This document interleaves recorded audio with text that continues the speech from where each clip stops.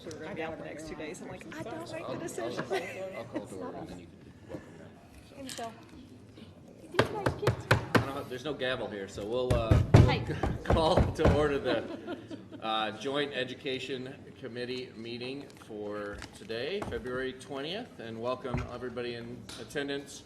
We appreciate your participation. Just a reminder, this is a committee meeting between members of the Knox County Schools Board of Directors and the County Commission.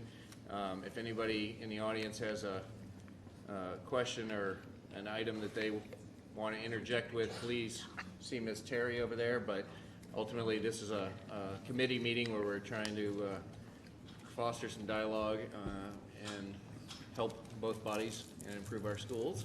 And today, I'll turn it over to Ms. Satterfield. Thank you so much. Today we will be speaking about the Knox County School budget and a breakdown of what we have seen for 2019-2020 school year. If we can get Ron McPherson, want to do a little introduction and then get us going? I can do that. Thank you, Ms. Satterfield. So we have Joe Snyder. Joe is our budget director, and so I think Joe's going to give us a budget 101, and he's going to talk about some the funding mechanisms, maybe the process on how we go to the various departments, how we go through staffing and so forth. So I think Joe's going to cover all of that. I won't talk too much. I'll just turn it on over to Joe. Thank you. And Mr. Snyder, is it are these numbers updated with the recent that was sent out to us? So the majority of this presentation, and if you'll remember, we represented this back in as I was curious. Ms. Thursday was here. So we were heavy on what the current fiscal year looks like. At the end, we talked a little bit about initiatives for the upcoming school year. What I thought we'd do, I didn't want to change it too much based on what we already sent out to you guys, but I think at the end, if you guys are open to that, we can certainly talk about what the preliminary numbers look like for fiscal year 20. Perfect. Thank you. Okay, so thank you to the committee for giving us an opportunity to talk about this today. And I'm Joe Snyder, as Ron said, the budget director. Joni Joyce is our budget analyst, if you haven't met her. Chris Simons, our accounting supervisor, also plays a role in helping. Of course, Chris Caldwell helps us tremendously as we build the budget. So I want to talk, I guess I better open it up here real quick. Give me just a second. So I want to talk a little bit about how is the district funded. Once we receive that funding, what do we do with it? How do we decide where it's allocated? And then at the end, like I said, maybe we can look at an early look at the boards and the superintendent's initiatives and priorities for fiscal year 20. At the end, we can also take questions and any feedback that you guys may have. And I want to interrupt you one more time. If we can talk directly in the mic, there were some audience members that indicated to being able to hear. Okay. Yeah. And again, feel free to stop at any point during the presentation if you have a question or a comment about anything we're talking about. So I thought we would start at a very high level of, okay, if we don't know anything about school districts or how they are funded, let's talk about really the three largest components. And so I look at it in terms of really three buckets of funding. So local, of course, for those that are familiar with governmental accounting and funding would know that those are your local option sales taxes and our property taxes. And we'll talk a little bit more in a second about what percentages Knox County schools receive of those and what the dollar value is of that. And then the state funding, the primary source of that is through our basic education program, or BEP, as you guys are aware. And there's a few other smaller sources that come from the state that we'll talk about. And then the federal funding, you hear that in terms of IDEA and our title grants, IDEA being what you would commonly call special ed funding, and then any other federal type of grants that the school district may receive. So the next slide, if we take those three buckets and look at what does that mean in terms of percentages of our current, again, this is our current school year, so the 18-19 school year, or fiscal year 19 as we would call it. What's it look like in terms of percentages of our funding and then the dollar values associated with that? So you can see at the top, our largest source of revenue is obviously from our local government, and that is the sales tax and property tax combined.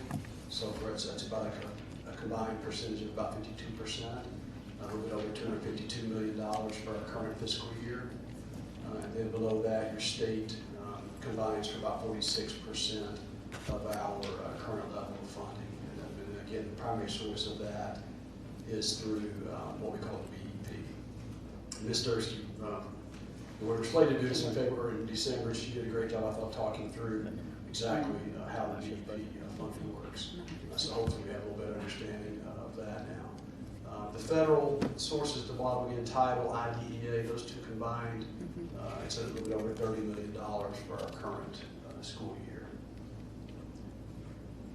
Then I think about terms that we throw around a lot through this cycle that a lot of folks probably that aren't common or are familiar with the school system don't really know what we're talking about. So we catch ourselves saying general purpose funds a lot, and what does that mean?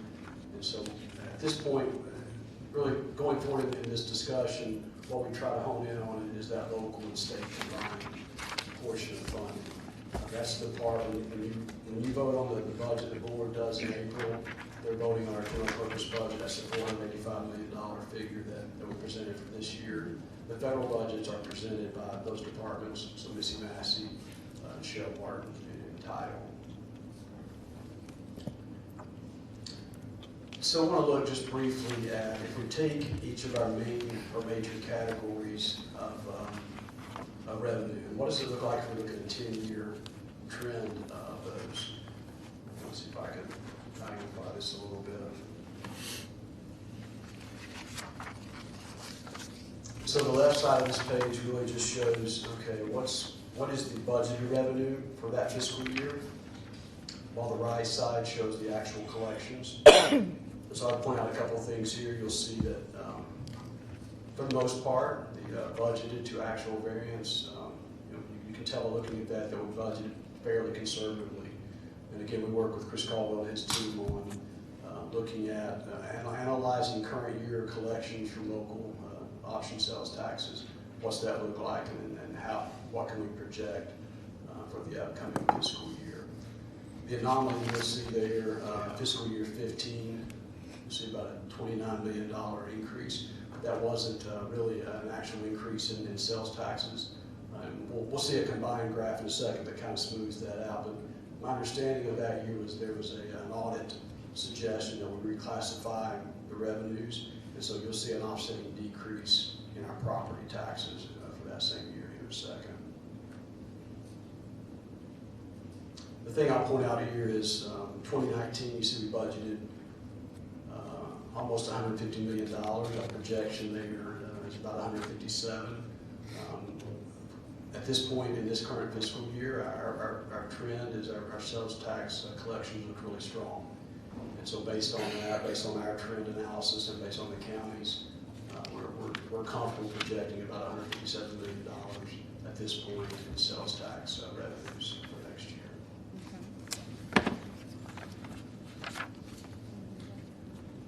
On the same slide, you'll see for local property tax revenues. You'll see this one is a little less dynamic year to year.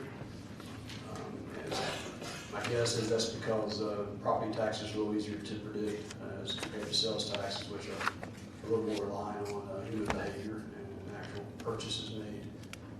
And you can see there the last 2 to 3 years have been relatively flat in property tax growth.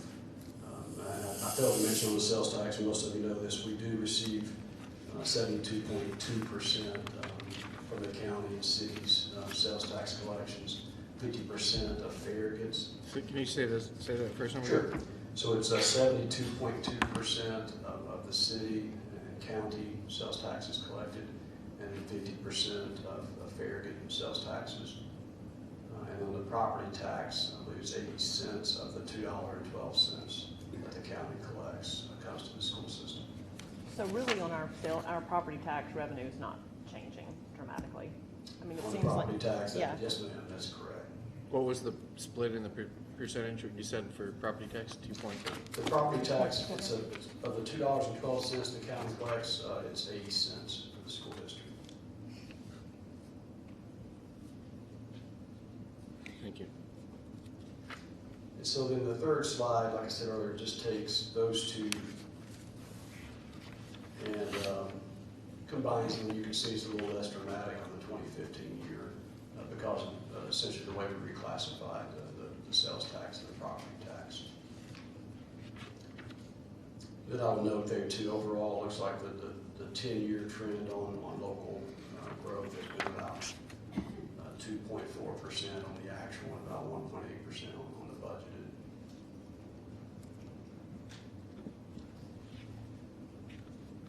Then the last one of these we'll look at is our BEP 10-year trend. Point out here the last 3 years, you can see we've realized really steady growth. 17, 18, and 19 are budgeted BEP revenue. A little bit lower than 6%, the high almost 7.5%. And as you all know from BEP, the funding we receive there is based on the prior academic year's average daily membership, or ADMs, years throw that around a lot. And then also based on, Ms. Thursky explained this, but it's still one of those things very cerebral, the fiscal capacity index, which is basically the local authorities' perceived ability to raise revenues. And then the third thing would be, how much money does the governor allocate to the BE pool every year? And we get a percentage of that based on those two factors. At this point, typically in February, by now we would have a pretty early projection of that. And as you're aware, with Governor Lee now being in office, we didn't have a January State of the State address, so we typically would take that address, put it through a model, come up with what we anticipate the BEP revenue to be, but we really don't receive our first hard projection until the middle of April. So I believe the middle of March is when Governor Lee's going to talk about his budget. So we won't know at this point until probably late March, early April, what our BEP revenue is going to look like for next year, which puts us in a little bit of a bind. And we'll talk more about that when we talk about fiscal year 20. But what we're doing right now is, absent of that analysis, we're just using a 3-year trend to see what's BEP been, and let's project that to fiscal year 20. Can I ask a question? I know on the county side there's maintenance of effort. Is there the same on the state side? Do they have to maintain the same level of funding, a minimum level? That's a good question. Mr. McPherson, I don't know that there is a maintenance of effort clause in the BEP.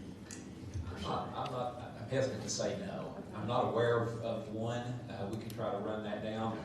I don't recall, and just looking at the chart, you never see us actually being reduced. Right. The thing with the BEP that makes it extremely difficult is we have had this happen a time before, is you really think you have a good handle on where it's going to be, and then lo and behold, it's not even close. So you think you may have a down year, and it's a strong year. You think you may have a strong year, it's a down year. Once they send the estimate, though, that's a good solid number, and so those dollars will come. It's just trying to predict. It's like Joe has talked about. They will. The state typically by this time we know, or at least we have a good idea. By April, they will begin to send estimates. We get another one in May, and then June, finally in July. Normally, and we used to track this, by April, May, and June, you can almost predict what the plus or minus would be, and you could get within a range. But in one particular year, out of nowhere, I think it was in June, the bottom fell out. So that's what makes the budget a little nerve-wracking sometimes, because you're having to estimate 40% of your budget or more on a number that you really don't know. Okay. Thank you. Yeah, I think I read this somewhere too. I think the only way they can decrease it is if there's an actual drop in your average daily membership, but we'll follow up on that Okay. to make sure that that's not that. That's a good question. Any other questions on revenue trends before we move forward? So kind of shifting now to once we know or have a general idea of the revenue that we're going to receive, how does the district decide to allocate those resources? And so you think about big picture here, that it should and it does tie back to what is the superintendent's priorities and initiatives and the board's established priorities and initiatives for the coming year. So that top part, we really take we call it stakeholder priorities, but that's the Board of Ed, the superintendent, his executive team, and the community as well. Actually planning to have a community meeting the 1st of March. Haven't released the date or the timeline yet because we're still working on the details to try to get additional community input. We have met with some community groups lately and discussed budget with them as well, and those have been very productive meetings. The second part of that is the departmental initiatives and priorities. So those are all the different departments that make up the district. Finance team meets with every department lead, and we start that process typically right around the Christmas break time, and then continue those up, and we're still finishing up a couple of those at this time.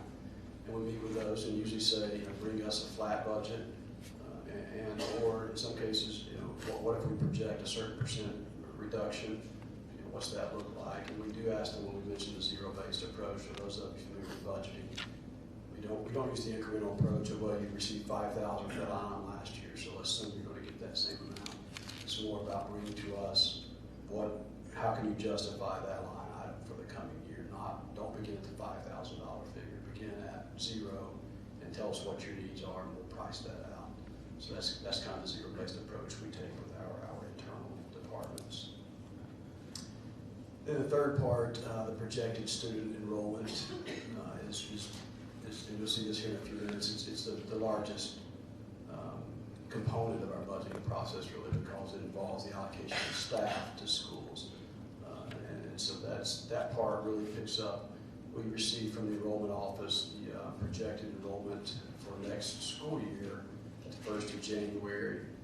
We take those enrollment figures, and through that we allocate teachers and some other positions we'll talk about here in a second. And the enrollment office takes the roll-up projections from principals, as you can see there. They also work with the NPC locally to look at population trends and shifts, and transfers in and out trends at the school level. Question on that. How accurate in the past has that population in terms of trying to predict the enrollment in all the schools, if they're going up or down? How accurate have they been on those numbers? I was going to say, I've had this very discussion with Mr. Oaks, and it's more accurate than you would believe. Yeah, so there are some exceptions, of course, but it's really, and I don't have hard numbers in front of me, but I can get those to you. Historically speaking, it's been pretty amazing how close we are on those. I think it speaks to the job that department does, and working, of course, like I said, you can take the projected roll-ups from the principals, but it doesn't take the whole story, and so they do a good job of looking at the trends. They go out and look at how many building permits are opening up in those communities, and so on and so forth. There are times where we miss it by a few, and so best case scenario is you fully staff a school when it's open, right, through this process, but then the back end of that, let's say August comes and we've missed it, and the students that show up actually is much greater than what we projected, then at that time we'll make an adjustment there in the staff allocated to the school. Okay, so this one just takes what we talked about and looks at it just kind of a very high level, the timeline. What kind of time are we talking about? When does this happen? Really, I put January or July the 2nd, but it's essentially as soon as the current budget is approved and as soon as the fiscal year starts. Of course, we get into the practice of getting that budget up and running, monitoring budget into actuals and so on and so forth. But at that point, we really start, okay, let's go ahead and focus on fiscal year 20 in this case, and what are the initiatives of this board and the superintendent. And you start having, you start those things through conversations, through the board retreat that we have in the fall, and then the superintendent, his executive team meetings, you have several discussions with them, and then back to the departmental meetings that I mentioned earlier. We meet with each department, talk about their initiatives and priorities and what kind of potential budgetary impact that's going to have. And then community budget hearings. Last year didn't have any of those. We had the commission held a budget hearing, and we participated in that, but as part of Superintendent Thomas's charge this year, he charged being fully transparent. We thought we were being, but sometimes, what you think you're doing and what's actually perceived are different. So making a much bigger effort this year to be more in the community and get input where possible. The February 1st deadline, at that point, the reason I put that up there is really just, that's when we attempt to finalize the staffing of resources that are school-based. So I mentioned earlier, through the general purpose budget, we allocate teaching positions, assistant principal positions, school counselor positions, and clerical positions, and in some cases, educational assistants. A few words about how that process works. If you're familiar with BEP, they have several different ratios, and they provide us with, or all districts, with a ratio for staffing. And so we take those. Historically, Knox County has been, we've used a very rich ratio, for lack of a better term. So for example, at the high school level, the BEP, it says 30 to 1. We take that number, and I'm just looking at what we've been working on the last month or so. I think over 80% of our high schools were staffing at 25 to 1 or lower. It doesn't mean some schools may still feel like they need additional resources, but just to give you an idea of how that process works. And it's very, very similar to that at the middle and elementary levels as well. So we released those allocations, still in process of discussing those with principals at the present moment. And then over the next few weeks, we'll circle back to departments, start fine-tuning their budgetary requests, and start building the actual budget document that we present to the board in April. And then, of course, commission votes on it in May.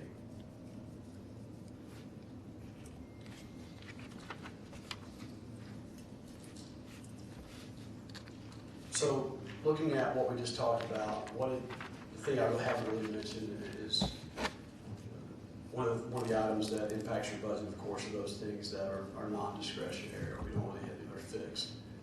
So this page is really just to show you, in our current budget, what were the items that had the price tags to that really impacted our budget this year. And so the top two, you can see our health insurance, and we're all familiar with health insurance costs continuing to go up.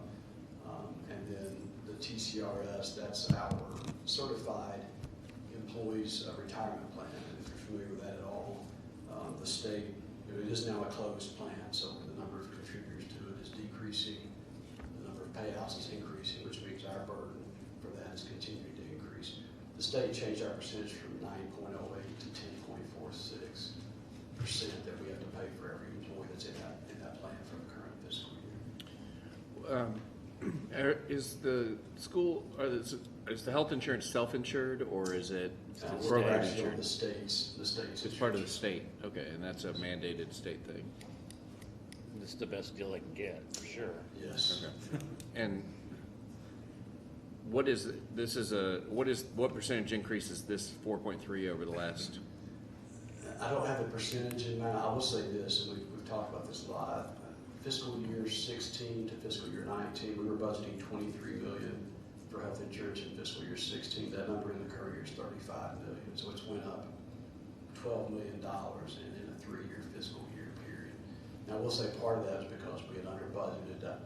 The state changed the way we don't really know until the spring fiscal workshop with the state what to predict there. The year before last, I think they told us to anticipate a 6% increase. Mr. Thomas, you may remember this number. I think it would end up being about, across the board, about 16 or 7%. Right, it was double digits. So. Yeah, and so the reason was That helps your because budgeting. it wasn't, there was a variety of plans within that, if you're familiar with it. What the state has said, and they said this at last year's fiscal workshop, was when they say 6% going forward, they mean that across all plans. They're attempting to stabilize that projection a little bit. I'll get the percent to you of what the increase was over last year, though. And the state school system plan is cheaper than the state employee plan and then the state municipal plan. So that 6%, it says 6, but it's more to that plan than it is the other ones. Yes, it's accurate. I do feel like, and we'll talk about fiscal 20, I feel like this is the first year in a few that we've actually are on top of the health insurance projection. Right now, we have about a $2 million placeholder in our budget for, and again, we'll know better once the spring fiscal workshop is here. But this is the first year in a while where we haven't been worried during the current fiscal year about how we're going to cover this health insurance increase during that year. The other items on there quickly, if you're aware, the 2 middle schools that opened, those are just, the cost there was just the incremental cost above and beyond our base budget for opening and staffing and then paying for utilities and transportation, so on and so forth to Gibbs Middle School and then Hardin Valley Middle. The custom priority staff compensation, those are schools that are determined by the state to be on a CUSP list or a priority list. And as part of the initiative of the district this current year, we added 16 contract days to the staff at those schools. And so the majority of that 1.3 you see there is to pay the staff at those schools more. The additional days is used for professional development and programs they have at the school to try to move them off the custom priority list. Student transportation, this current year is our final year. There was a 3-year initiative to add $1 million to the transportation budget because felt like it had been underfunded for several years. And so the 1.5 there, $1 million of that was to increase our transportation budget. Hopefully pay our contractors better who can in turn pay our bus drivers better, as well as our bus aid costs has continued to increase. And I think to the point now where almost every school bus we run probably needs or has a TA or an educational assistant riding the bus with the students. Then the other things, the supplies, materials, and contracted services, a variety of things that make up that $500,000. Charter school, we're familiar with how that works. Amarillo Charter is our charter school here, and basically it's a pass-through. The state funds us based on our ADM. We turn around and send that much money. That was the additional amount we sent to Emerald for the current fiscal year. Staffing needs. Part of the issue we run into with the timing of our budget, with it being voted on in April and in May by the county, is of course we don't know what's going to happen with school until August and September. When those times get here, you have unanticipated needs, and so on the other hand, looking back at our budget to actuals, there's considerable cushion a lot of times between what we budget and what the actual collections are. So that helps us out in situations where school starts and, like we were talking earlier about ADM, what if you have more students show up? We have to add teachers. I know this for this current school year, or this actually would have been for last school year. We added them to our base budget for this school year. But we had several students showing up requiring a one-on-one medical attention. So it's an expensive proposition, but you can't not do it. So those were staffing needs that we had to our base budget for fiscal year 19. And then your expenditure reductions. So you net all that, there's about a $13.9 million increase over the fiscal year 18 budget. The $4.4 million reduction was just various programs or initiatives that were either sunset or the board chose not to continue. One that comes to mind, Leadership Academy, was about $1 million expense there that came off the books. With the reduced Project Grad by about $500,000 for the current year. There were several other smaller items that accumulated to be that $4.4 million. Joe, can I go back down this, looking to 19? Yes. I think you said you're budgeting a $2 million increase in insurance, health insurance. Yes, sir. TCRS, you expecting a further increase in that? We are. I believe Scott Bolton told me, and we'll know more at the spring fiscal workshop on that, but I believe the increase is slated to go from 10.46 to 10.63 for fiscal year 20. So it's not as significant an increase. Looking at the same model we projected for the current year, we're projecting about a $500,000 increase for fiscal year 20 at this point. I'd imagine that we won't have any more middle schools opening this year. Don't think so. Okay. Hopefully not. CUSP and priority staff compensation, will that increase or will that remain? That will stay flat, so we don't anticipate another increase year to year in that one. We got another $1 million increase in transportation to this year's budget. That's the last. Fiscal year 19 was the last year. That's Oh, it was? Yeah, fiscal year 20 will not be $1 million increase. Okay. Now, I will say this on transportation, May we need to talked with look them at it. recently, they still feel like they have a real heavy need for Yeah. TAs on the buses, so that probably will increase a bit. You don't go down the rest of these, so you wanna, Sorry. I'm going down the rest of these, so you wanna just go down them for me? Yeah, so charter school pass-through, I believe Emerald is adding their last grade level this year. So our projection there is a little bit over $500,000, about 525,000. That will have to increase fiscal year 20's budget. The staffing needs are, we call them unanticipated needs. At this point, it looks like about $1.5 million. And again, these are early figures, so don't hold me to those. Expenditure reductions, we're still working on those. Of course, Have any of those, have any of those savings been allocated to other areas? I'm assuming they have. any of the savings for what we're projecting for next year. Well, yeah, So, the 4.4 million we reduced obviously helped fund some of the increases we saw there, but, you also, as part of Mr. Thomas's, reading initiative, adding resources to our disparities and educational budget, things of that nature. I don't have the list off the top of my head, but we can get that to you. thank you. Any other questions on this sheet?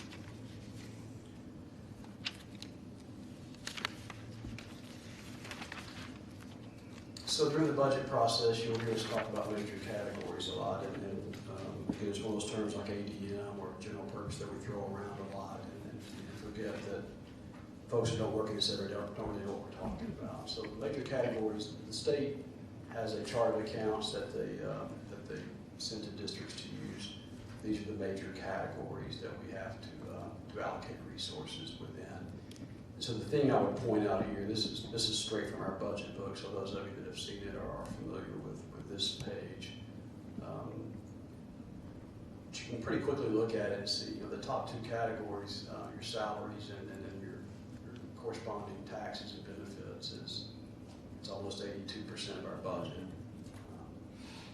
So the significance of that, in any year where you want to make any changes to that personnel through maybe a salary increase, then obviously it's going to have a significant impact just because it's 80+% of our budget.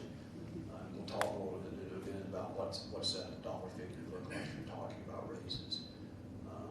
And so the downside of that is, outside of it, if you're looking to cut expenditures, outside of your programs and initiatives that you're performing ROIs on and then taking back to the board and saying these things don't tend to be returning on an investment, then how can we cut those? Once you get through all those things and look at all the departments internally, really that leaves you with where's the biggest chunk of our resources allocated. And unfortunately, it's 80+% of our people. And so hopefully that's the last area you have to go for cuts.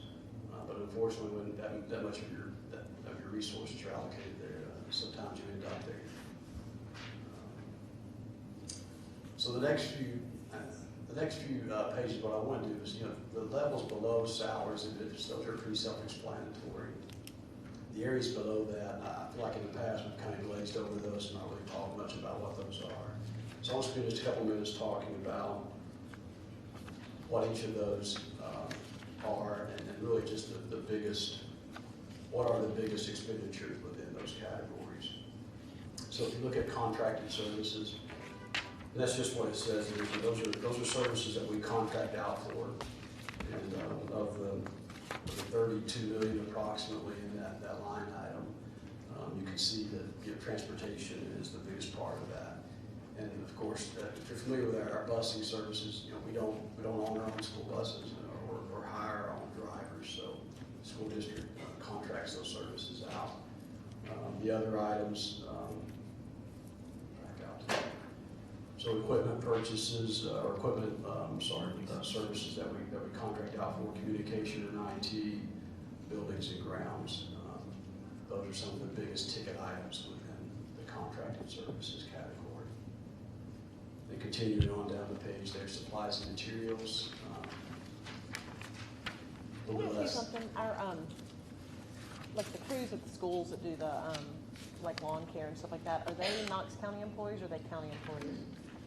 They are. And I mean, are schools they're employees? school system employees. Okay. And I think at one point we contracted our sort of mowing services out, is that? And I think our initiative now has been to bring those back in-house, and so is our school system employees now. Is there a reason why that shift has happened? Is it, Yeah, I'll just repeat what I've heard Mr. Oaks. It's basically what we realize is, what a lot of folks realize when you contract out, the cost continues to go up, you lose control over the services. So I think Russ, if you want to. We did some analysis on our mowing costs, and we were spending, this year, on trying to spend $610,000 to mow. And when we did the analysis on that, we believe we can do it for about half that cost. And so that's why we're bringing that in-house. The challenge for us is that when you do that, half that cost is you're hiring people for half a year. So our mowing transition will be, the mowing cost will be 50% of what we were paying, but we'll be able to keep those employees on for the other half year, so we'll be able to improve our ground service, we believe, at no additional cost to the budget. So while we're driving our costs down for mowing, we're not seeing a tremendous savings in the budget because we're transferring those to improve our ground services so that we'll be able to do more in the way of maintenance on playgrounds and making sure that our parking lots and drives and those kinds of things are maintained better throughout the year. so, and does that include the all-in cost on those employees? I mean, all the taxes, benefits, all the insurance, the retirement, I mean, not It just the does. base. The employee cost on this whole thing right now is a little less than $600,000. So but you're saying the actual net savings in the budget is pretty neutral because you're gonna use them half the year doing something else. So you're basically not saving any money, but you're gonna get more. We're not saving any money, but we're enhancing our Right, service. okay, all right, thank you. And I guess the reason why we've had things on our agenda about mowing, is that where this is coming from? No, I just Okay. was curious about the net They have a number. large amount of scales with the number of facilities they have. A large number of what? Economics of scales. Oh, yeah. It's like 90-something properties they have to keep mowing. Okay. So supplies and materials, biggest components of that would be our electricity bill, building repair, maintenance, school allocations, water and sewer. School allocations, it's kind of a vague term, but essentially those are allocations of district resources that are sent out usually monetarily to the schools based on need from either a curriculum area or based on fee waivers or things that are set percentages that we allocate out to schools. Other uses, I have a question real quick, going back to school allocation. So knowing from our end, on the school board end with the AP, is that something, I'm trying to see a concrete example of what that would go for. right, so one example, actually a couple of examples I could think of. So we allocate to every classroom teacher $200 for classroom supplies. And so it would come out of that mix. The other one would be based on some formula. We send out money to schools to help students for fee waivers. Yeah, okay. Things of that nature. Other uses, it's one of those areas that typically garner some attention just because of the name of it. It sounds like it's an area where you might try to hide something. But it's typically, it really is a state category. And so you can see the components there. We pay the trustee's office commission. It's a percentage, I believe, based on the amount of revenue that we receive each year. That's about $4.2 million. And then for the current school year, it's about almost $4 million for our charter school pass-through. And then our closed retirement plan, that one, I mentioned TCRS being closed earlier, but we also have 3 other plans that are closed. Closed ED plan, CDA plan, and which I'm sure you've heard of, and then there's a disability plan. And all of those, I'm not sure how many people we have contributing. I think we're down to single digits on most of them have no contributors. So as a result of that, we're still paying out benefits from it, so our cost is continuing to climb on those. And then for the current fiscal year, we're able to reduce our workers' comp insurance. I believe it was almost 1.4 the year before, so we reduced that down to $1 million. And if you remember us talking about this last year, actually working with Evan and his team at the county, we're able to bring our certified employees under our workers' comp plan, which was a big deal. You know, they're the ones on the front line, so to speak, every day. So felt like it was a pretty good coup on our part to be able to add certified employees to the mix and reduce the cost of it. Before you go to the next slide, one of the next category that you don't really dig into is the debt service and the capital leases. And help me understand that a little bit. Yeah, and so we didn't, it's a good question. We didn't provide a breakout of those because really it's only, there's two items that make up the debt service and capital leases line item, and one of them is debt service, the other one are capital leases. Most of those, I don't have a percentage in mind, but most of our debt service is paid through the county's debt service fund. I think it's like $19.5 million a year that's funded through that. We actually have this 15.7 roughly for our current fiscal year. That is money that is allocated for debt service out of our general operating fund. And don't know how long, I believe Ron and I were talking about maybe over the last decade or so that's been the case. And then based on debt schedules and various some of those rolling off and some coming back on, that number, I'm just looking at early next year, and of course we're still, it's preliminary, but it was realizing a slight reduction in that next year, assuming no new debt.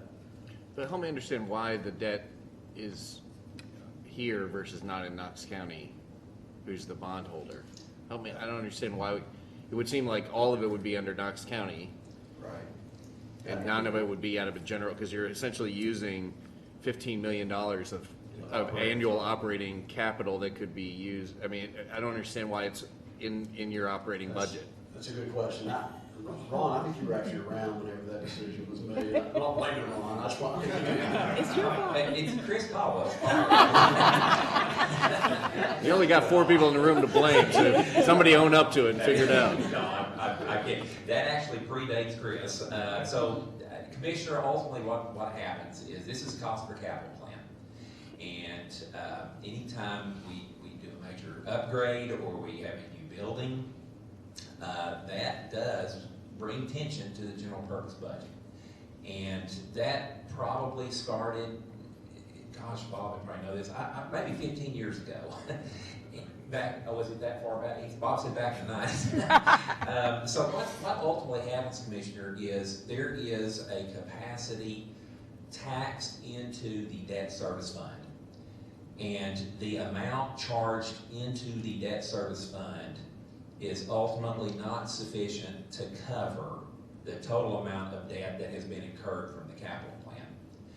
And so the only way to pay that, based on the fact that there's an insufficient amount, if I can use that term, going into the debt service fund from the tax base, is to pay it out of the general purpose budget. And ultimately what that means is that you hit it, $15 million of educational programs that cannot be funded because of the debt. But is the school board and district able to issue its own debt and bonds? No, sir. Y'all do it. So if it's approved by the commission in Knox County, why isn't it in Knox County? Help me understand this, Chris, because I'm still confused. Let's give it back. You can take it. Well, look, it's one pie out of the other Right. pie. So- I'm just trying to understand. Which back?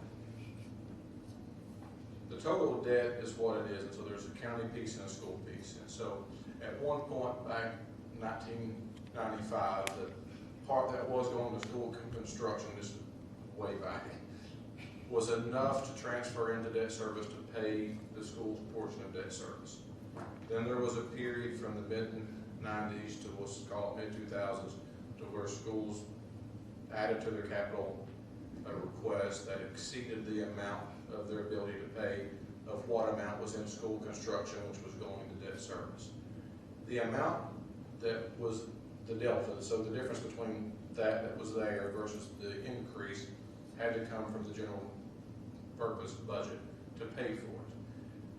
All debt is Knox County debt, so we've heard, and we've been CTAS class that says schools can't issue, we found that this week, schools can't issue debt, so we have to, so we have to issue it, but it's, how is it paid for? And we used to, and he mentioned on the slide that back in 2013, when we moved sales tax out of school construction into general purpose fund, and then general purpose school fund, and then moved those pennies of property tax from general purpose school fund to debt service. That was to even it out, but basically the amount that we've allocated schools for their debt service payments every year, they can't meet.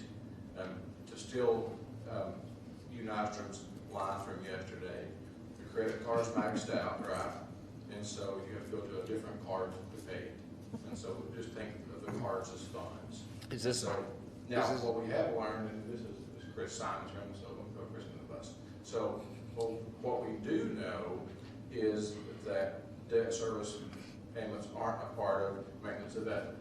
And so what we could do, it's very confusing, but it's a lot of accounting, is move all those pennies over to debt service and just leave them in one place and settle up every year. And that, what that may entail is if the next 20 years we build 25 schools, I'm not saying we should, but if we did, then the pennies of property tax would go down to general purpose school fund and go up in debt service fund to pay for that.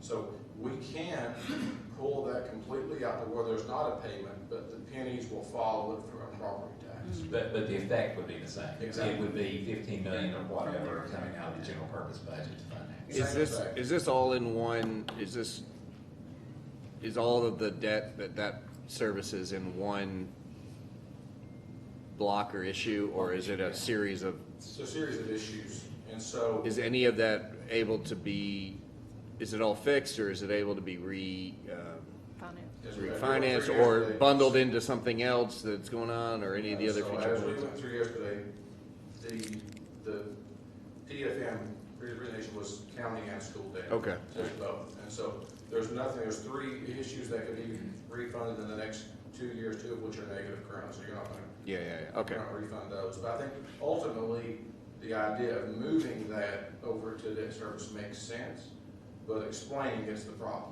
I mean, explaining it is the problem.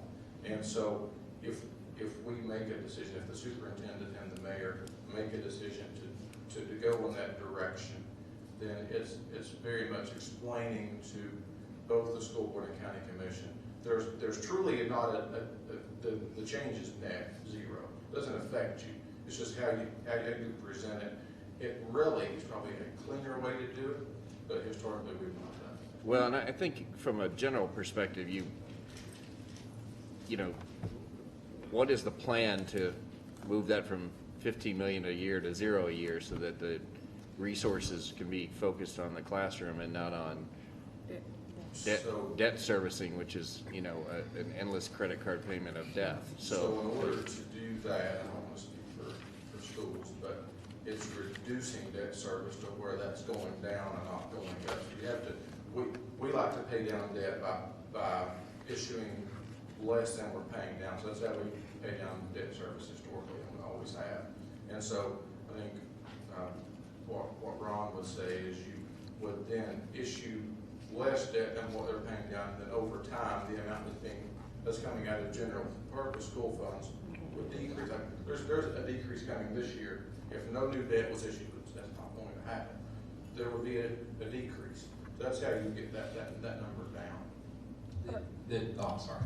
But I mean, our problem is we're continuing to need facility upgrades and the new schools and things like that, that the only way to pay for those is through issuing bonds, right? True, absolutely. So it's just this ending cycle. The one thing I did have a question about, you know, we were talking about the confusion of if we move this debt service out of our operating budget, it's really kind of a 1 year strangeness or whatever. I mean, once it's done, I mean, you have to explain it 1 year, and then going forward, it'd be much clearer. Is that pretty clear? Well, so Or- I think, but we're still explaining the change of school construction money to debt service, and it's been 5 years. Okay, And so, I mean, it's gonna look strange, Okay. and I think we can explain if we go that direction, but we'll be explaining it for a number of years. And Okay. it's not saying that we shouldn't do it, but it's just part of the you think there's process. more than, I mean, I just didn't know if it'd kind of be a 1 year anomaly of, there'd be It questions will look about it. strange for 1 year, and then it'll true up as we go out, but then it'll be explained. And I think Okay. it's just what we think.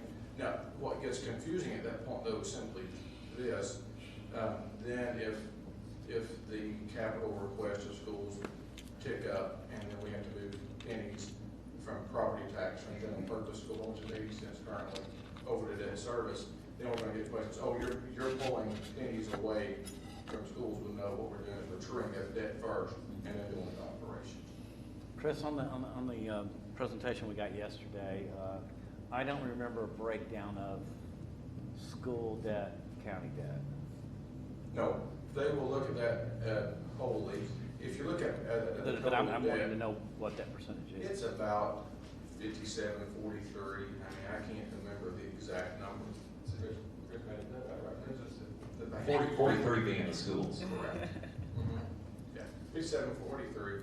And one couple of reasons those aren't as equal as you may think is in 2007, the county agreed to pay for Hardin, for Valley Academy. Yeah. There was Powell Middle School addition. And so if you take those out, it's about even. But the county chose to do those projects. But if you look at it as a debt service number, it's 57-43. Thank you for a really very thorough explanation to a really short question, but I think it's something to pay attention to, and I think over the coming years, it's something that I hope that our superintendent and our mayor will look at and start addressing.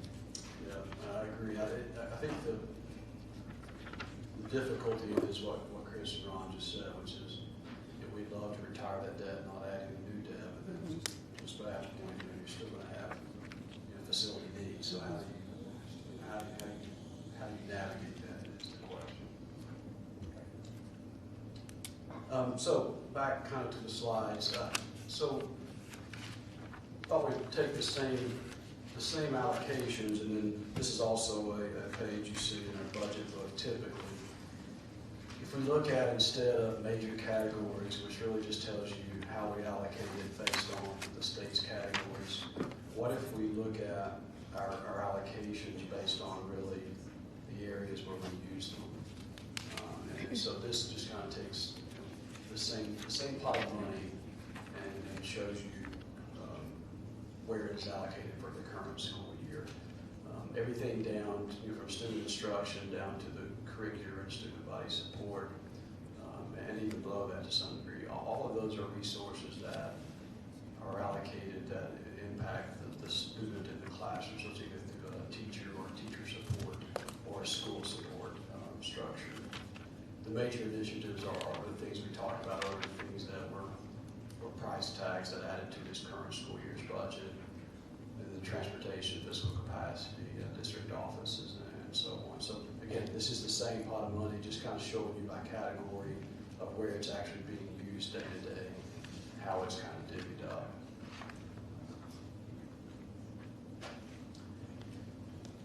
So again, that's all looking at our current fiscal year. And again, we've been prepared to do this back in December, so we wanted to spend a lot of time showing how it was currently being used. But I think what we've shifted to now, just through some of the meetings we've had and conversations we've had, is what's this mean for fiscal year 20? And so if you've listened to Mr. Thomas talking in the board, teacher compensation is a big deal, as it should be. Current school year, teachers didn't get a raise unless they received a step increase, which is a raise. But of course, 20% of our teachers are topped out, so they didn't receive any money. And on top of that, the insurance went up. So Can you help just explain that, the step versus which is a raise, but then a raise, which is additionally to the step. I mean, help me Yes. boil that down into layman's terms here for me. Okay, so I'll talk specifically about our teacher salary schedule itself. So if you're a beginning teacher, you start out step 0 on the scale and you top out at step 20.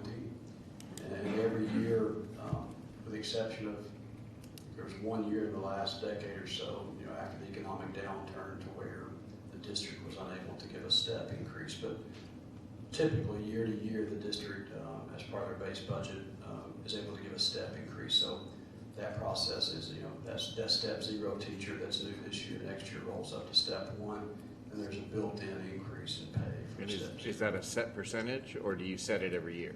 It's a percentage, and it varies by step, and I don't have a percentage breakdown in my head. But is it roughly Yeah.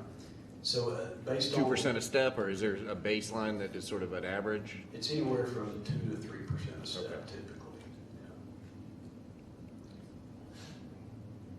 Yeah. And is that steps on a basis of years or achievement, or is it, if you've been there 20 years, you've gotten 20 steps? And that's it. It's based on seniority, yes, sir. So Okay, all right. So it's not based upon you had an awesome year or something like, it is They a, get a step you get a increase. step if you're there next year Right. versus this year, There okay? is a number of days worked clause in there, so if you started the school year late, past a certain date, you wouldn't receive the automatic step increase, but it is based on years of service. Okay, so it's totally years of service, has nothing to do with performance or evaluation or any other variable, you are still employed, you get a, okay, got it. That's correct. That's how it is here. Now, of course, you're aware there are other districts in the state who have moved away from that model, more a performance-based model, but Knox County does not use that model. Okay.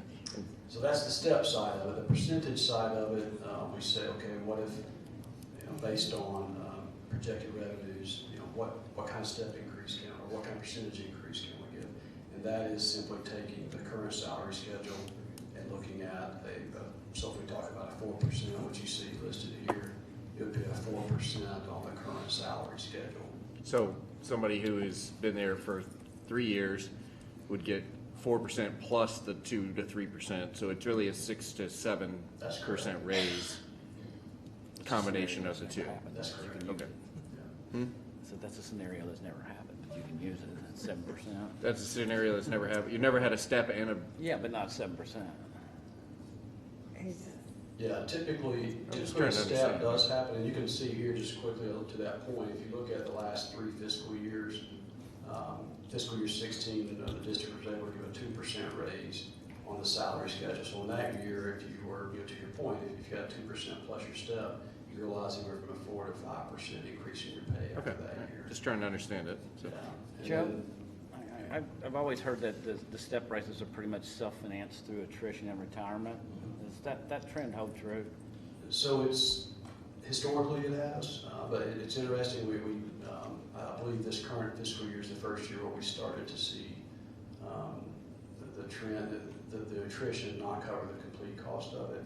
I think part of that is we saw a large increase in the number of retirements, and over the last couple of years, I don't know if it's just a cycle of the number of people we've had that were eligible has tailed off, but now the number of retirements has decreased a bit, which cuts into that attrition factor.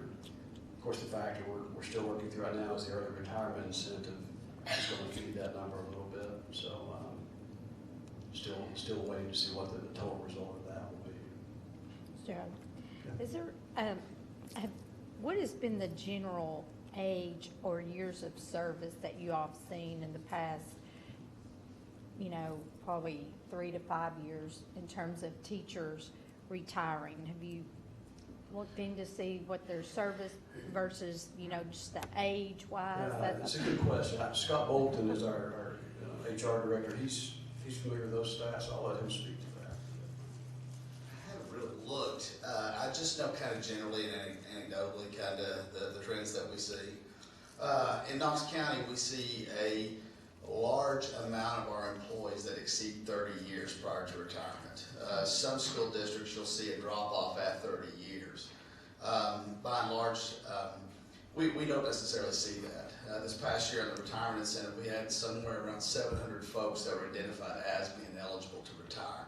So we've got a huge population of folks who can walk out the door Now with the early retirement incentive, we had about 221 people that did that, so we could see that number go down to about roughly 500.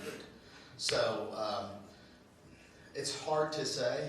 A lot of those are in various situations. We'll see folks that have at least 10 years of service at 60 that can go with a full retirement. Now the retirement's not going to be as great as somebody who has had 30 years of service, but their retirement benefit is unreduced. So it just kind of varies. Yes, sir. Are you also looking at the trends of new employees, that potentially new teachers? I imagine a new generation of a workforce has a different in and out date versus somebody that maybe started 20 or 30 years ago and may jump from district to district or be in or out of education, and obviously that changes the variables when you're looking at budget. If you're looking at a new workforce that may stay 10 years or 5 years or 15 years, and it's not going to be that 30-year trend, that may change how you budget your retirement. And are you looking at that kind of?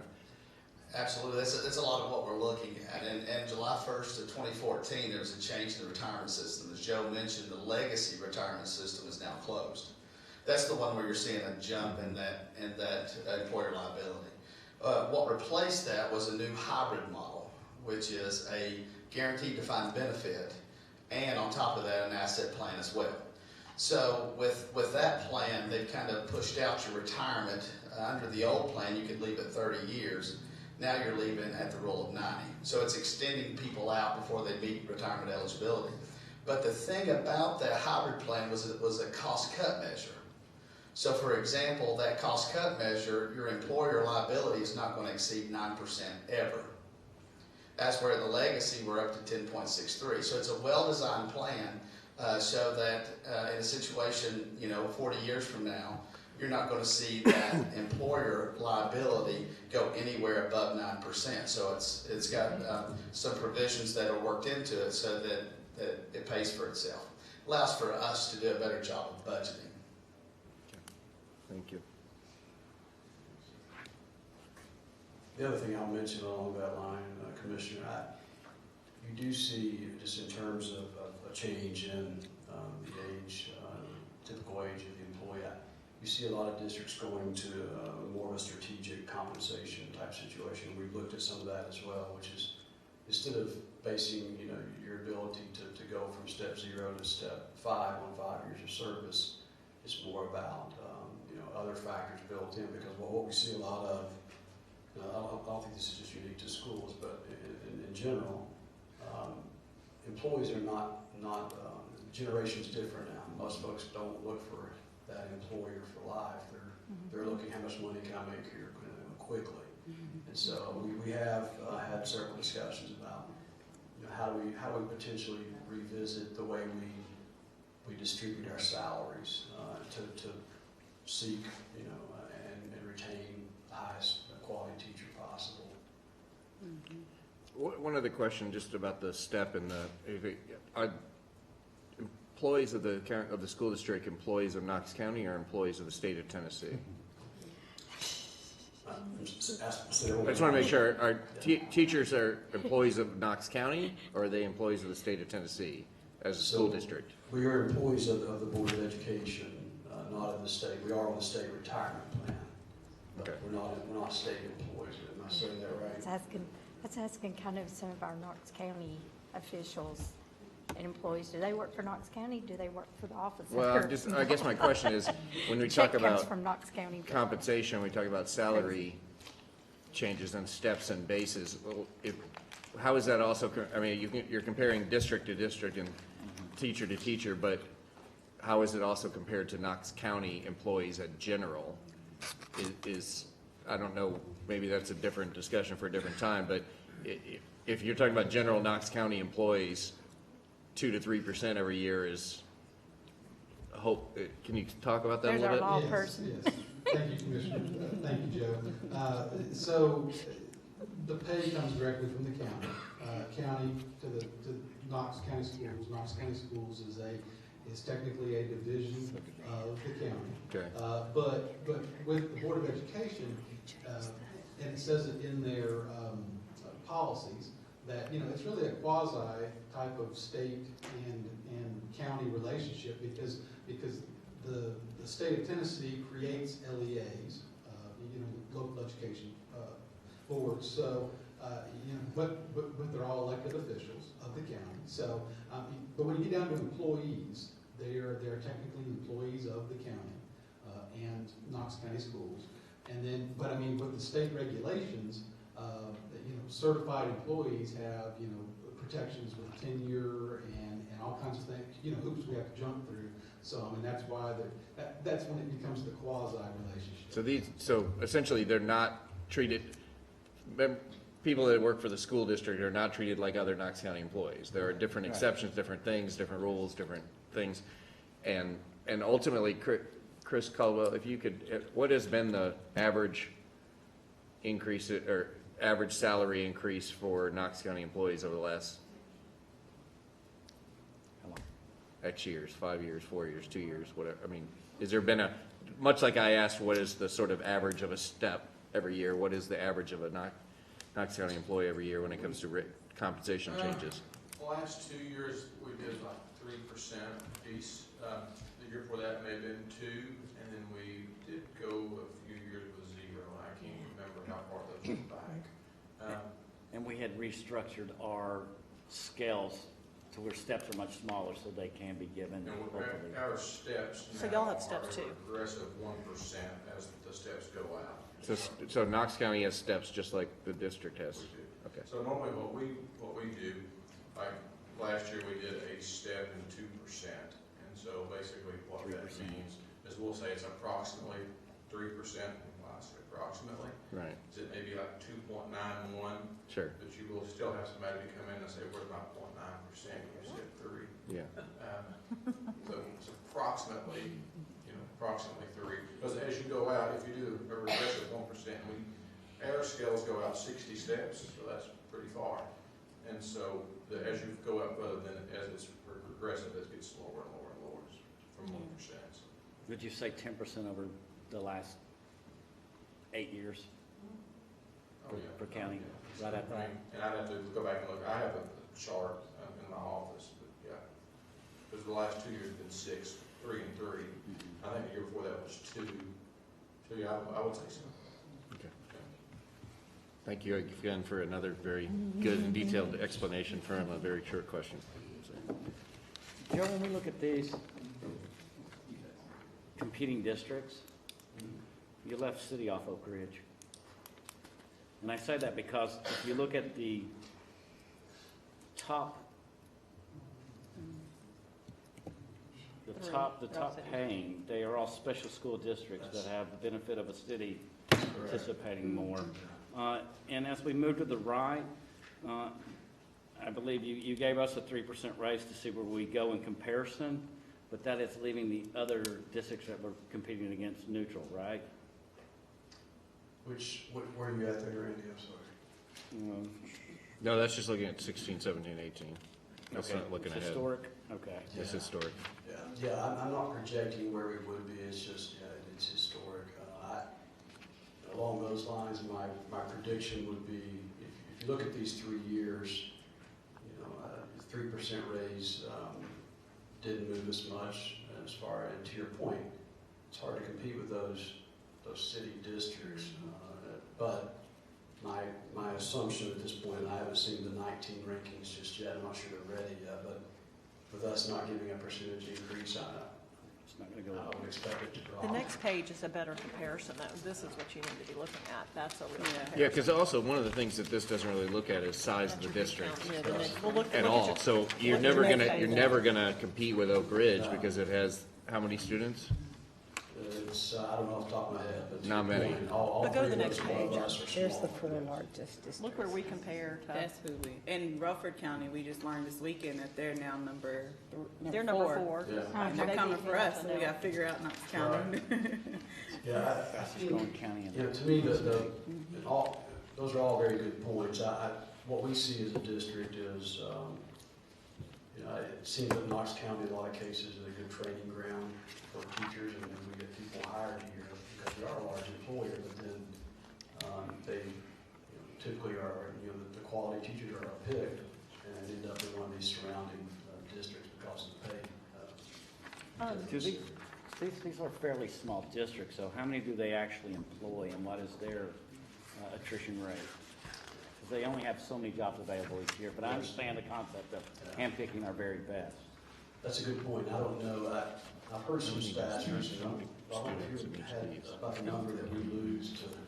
Yeah, and I don't, Scott, you may want to look more in depth at this, but I know with sick leave is transferable among the school districts. So this past year, I think it sounded like 42 transfers of sick leave, and I mean 62, and about 42 of those went to adjacent counties or school systems.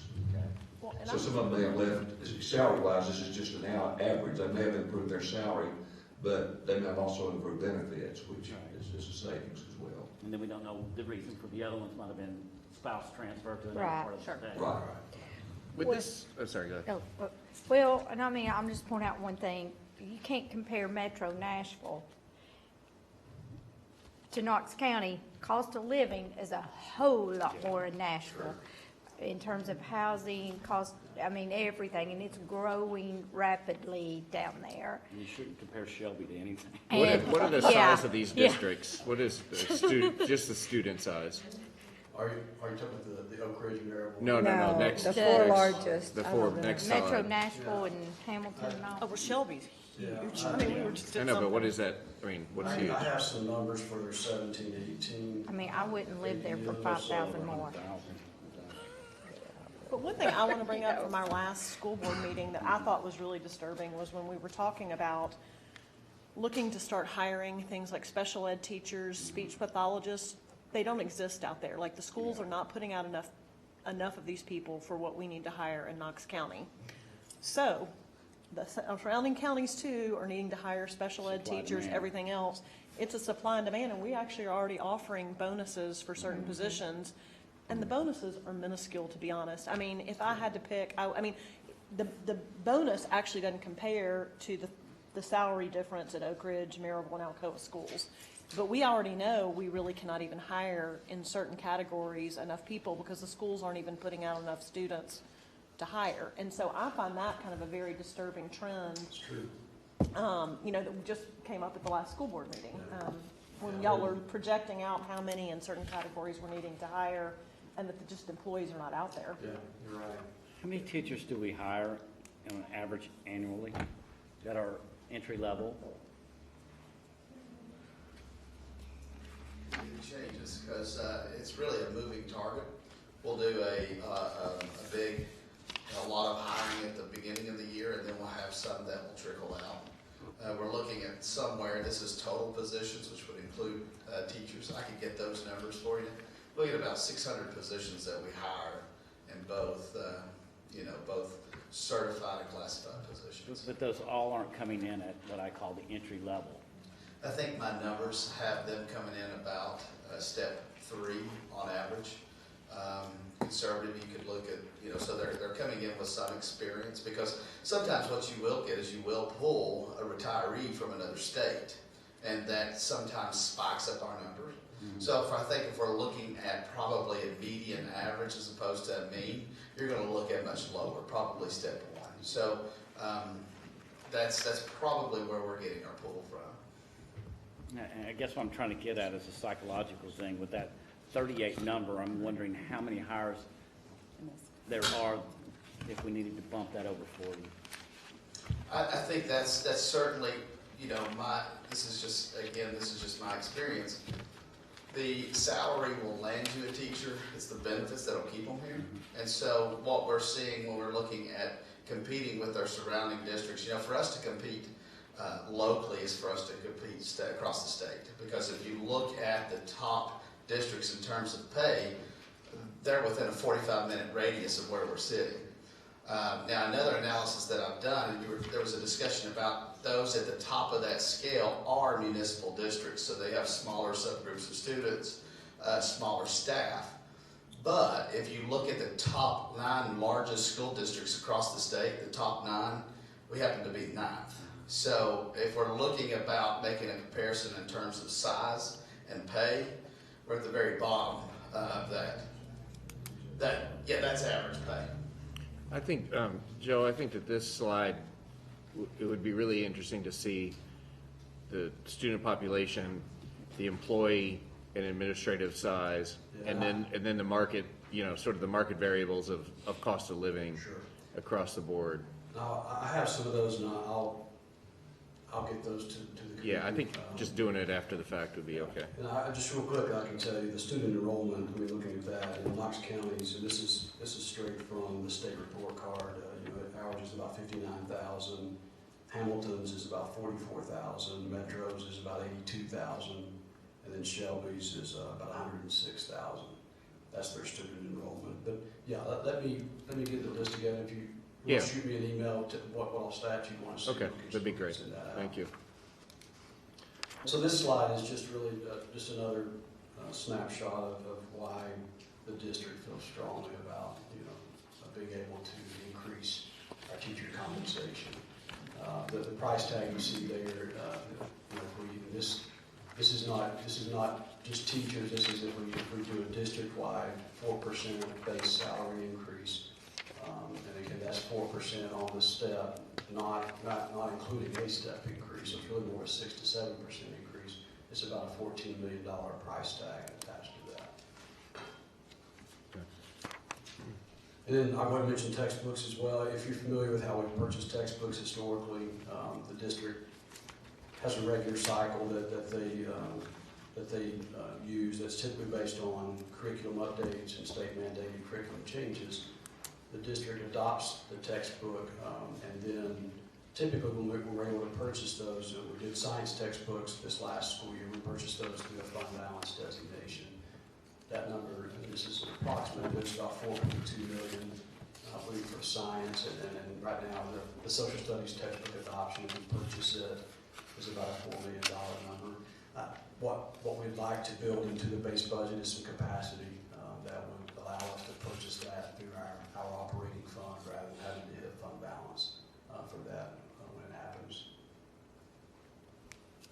So those couple of things. So if you're just thinking about big picture here, if we pull back a second and you look at 4% raise, a step increase, which is a step increase, and again we need to reduce that by our anticipated attrition. At this point, those two things combined, you're talking about $17.5 to $18 million.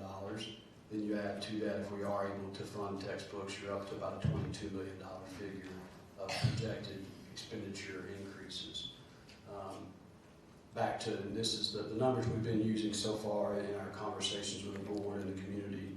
If you look at our 3-year trend in revenue growth, it's about 15.7 million. So obviously there's quite a discrepancy there.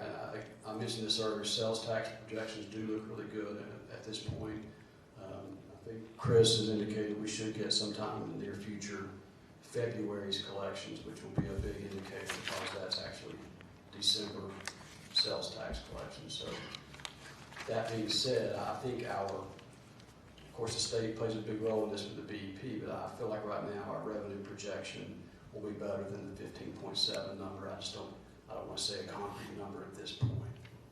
Can somebody also speak to the need for the textbooks? Like, why are we needing, I mean, I know this, but I think it would be good for our committee to understand why we need to make this purchase. Yeah, so I don't know if, I don't know who the right person is. yeah, I don't see Dr. Reisner here, but so we've, and we can get this to the committee as well. It's a good question. I don't remember the number off the top of my head, but it's always one of those numbers that just astounds you when you hear about the last time we purchased social studies textbooks or science textbooks. And so I don't know the number off the top of my head, the year in which we purchased them. I mean, I think the presidents are many years yes. behind. It doesn't sense cover I the have last few gotten. administrations, if I remember. But we'll get that scheduled. Sarah Searles, our person that works with that, has a very detailed schedule of the anticipated purchases. We do have, and just to that point, we do have $1 million approximately in the general operating budget that we do. If you look in the budget, you'll see a textbook line item, but that's typically used up just for textbook repairs, purchases of what are the consumables that you use. Yeah. So that's really the picture of what fiscal year 20 looks like right now. And of course, then you move into then how do we meet these needs expenditures and meet what the superintendent and the board have. You've heard the superintendent talk about increasing student achievement, eliminating disparities, and creating a positive culture. It's hard to do any of that unless you pay your teachers and buy textbooks. That's a bare minimum. So we're still working with that. What we'll do in the near future, we're working right now, going back to every department, going through their budget requests with a fine-tooth comb, trying to realize any savings we can find there. I mentioned earlier, we're still working with principals on trying to fine-tune staffing needs at the schools. And then once we get all that put together, we'll meet with the board members in March to talk through kind of what it looks like preliminarily, and then in April, present it to the board for approval at that point.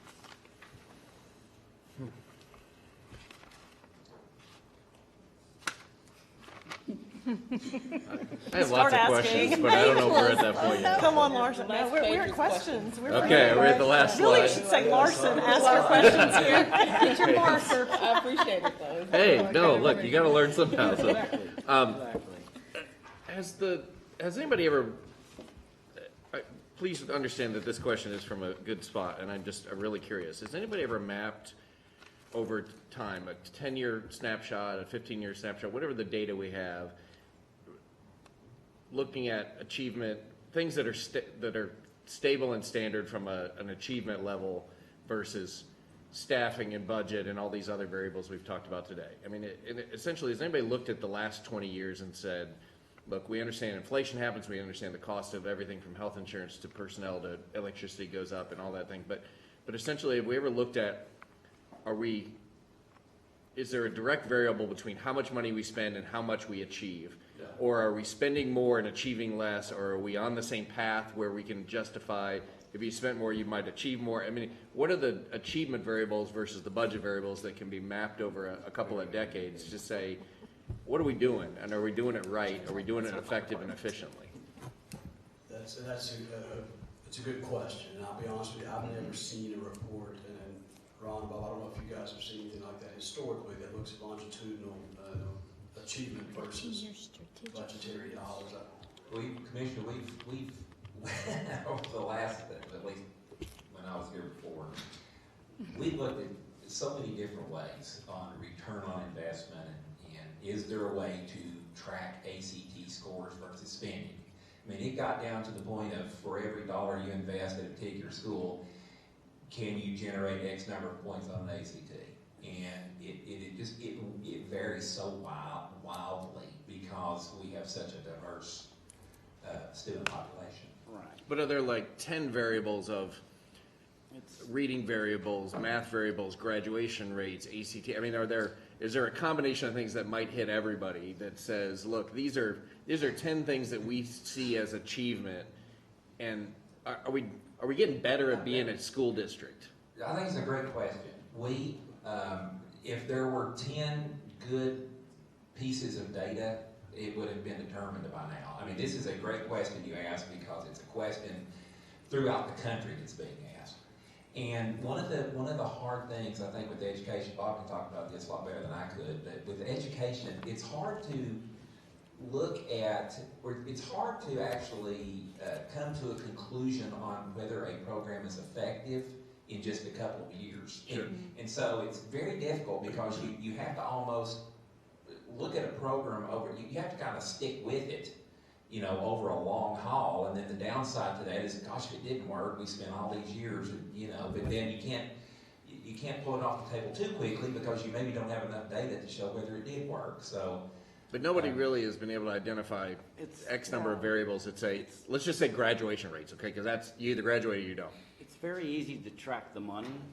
What's very hard to track is the societal changes and where your needs within that money have to be spent. What really complicates it too is I think, it's just my opinion, it's the special education factors. Yeah. Because you can go back and look at historical spending throughout the country over decades. And there is not only an increase in education spending on a percentage, but there is an actual increase on actual dollars, even accounted for with inflation. But then you can go back and look at that and where did those dollars go? Much of that goes for special education requirements, because obviously in our country, we want to educate all. And so there are for lack of a better term, I would say unfunded mandates, not only from the state, especially from the federal level. Special education, Bob, I never remember it being completely funded. Yeah, I think the law says it's supposed to be funded at a certain percent, but it's never federally, but it's never gotten to that percent, so therefore we have to make up the difference. But back to your question too, the standards, if we could get one set of standards and to measure against, then, and I think we're getting there, but they've changed so much over the years, it's hard to go back and look. What I can tell you right now today is reading at third grade level is 39%. That's bad, that's terrible. And even saying that, though, it's still 28th in the state, in the top 20%, you know, and I don't want to make it sound like our teachers are not doing a great job, but we're looking, a year-long reading course that we're doing with our teachers is making a difference. You know, the poverty factors in because, again, when kids come to us in kindergarten, some are so far behind, it's just so difficult to try to get them caught up. And I'm not making any excuses. No. To me, I'm a huge believer in you get what you pay for. I don't care what it is. Okay, you get what you invest in, but at some point, from a fiduciary standpoint, as a commission and as elected officials, being able to talk about what our investment is versus what our return, and are we getting better at our business of the business at hand? And that comes down to whether we're running a government, we're running a Parks and Rec department, we're running a school district, whatever. Like, how are we becoming a more effective and efficient investor of public funds? Because only then, when you're confident that you can say, if we can invest X, we can move the needle X, can you go then to the public and say, we want to invest in the workforce and the education standards and the living standard? You know, if you don't know where you are, you can't go sell it. And I think that's something we've got to always have that conversation of: are we being good stewards of the money?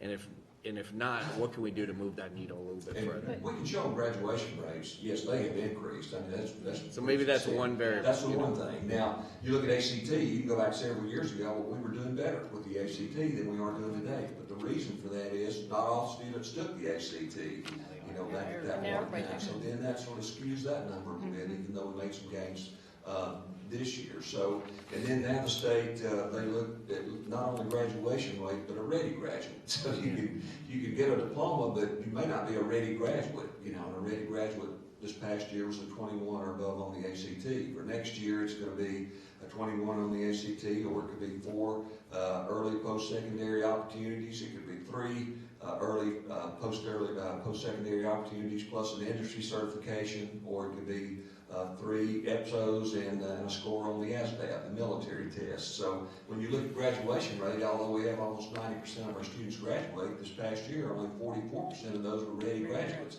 I mean, to me, I'm like, you know, if I get a high school diploma, I'll be able to do what that diploma says that I can do, which means that I can go to college, or I can go to career and hopefully be prepared and experience success. So, but you know, great question, and I've, you know, again, been around a long time, and I'm searching for that same thing. So you know, when you put the dollars in, are you getting a return? Is it making a difference?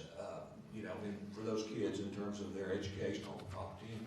But I mean, I think sometimes we look at stuff and just the money we don't ever see being there. Like, I think some things people think would make a huge difference is if you had really small classroom sizes. Well, we are constantly, I mean, right now they're talking to all the principals about how are you cutting your staff now to help this budget. We're never getting to the point of showing what is a 15-to-1 ratio in a teacher classroom. And we're never going to, I mean, I know there are people out there that would like to say that we're going to be there, but, you know, I think there are things that people would think would really move that dial, but we're not even close to y'all funding what we think needs to be done to even get close to where we think the big things that could really change things. 15-to-1 ratio would take a 30-40% increase in budget.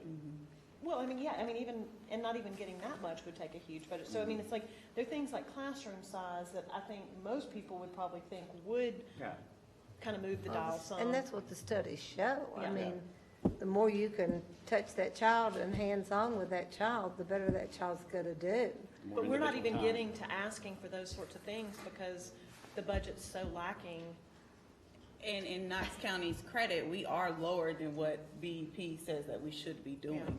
But yeah, we are. It says 30. It says and we're at 30. 25. Yeah, but our actual student-teacher ratio is not lower. Then BEP?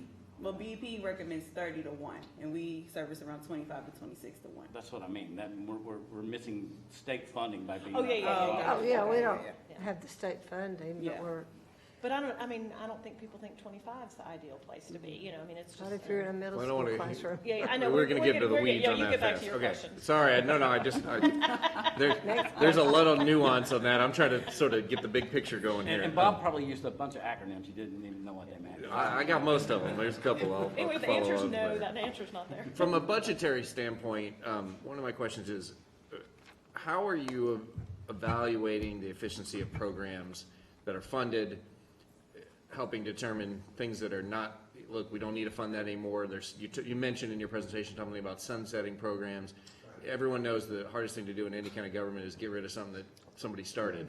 But from a budgetary standpoint, there's a little bit of that. How do you measure it? But there's also is it working? Is it not working? Do we double down? Do we get rid of it? Do we try something else? How do you sort of go about that from a budgetary standpoint?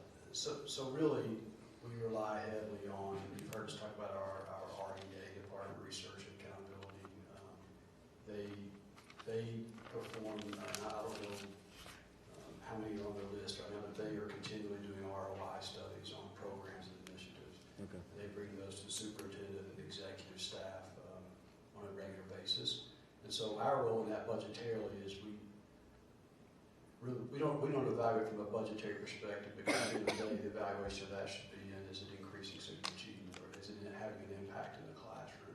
So what we do is that, based on the superintendent's direction after that presentation, is let's look at the budgetary impact of that program or initiative if we were to change it in nature or sunset it, or that's kind of Okay, the budget. that makes sense.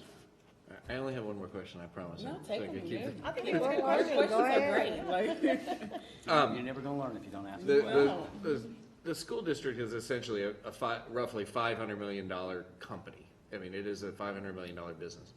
Who on your staff or on the school board staff his job is to look for efficiencies, effectiveness in how we operate, changes in marketplace, all the things, because there's sort of a general, there's never enough money, but we'll always spend the money you get, but we need more money, but there's always, like, when you run a business of any kind, every single year, somebody ought to be saying, okay, how do we get better at our business from a pure operational standpoint?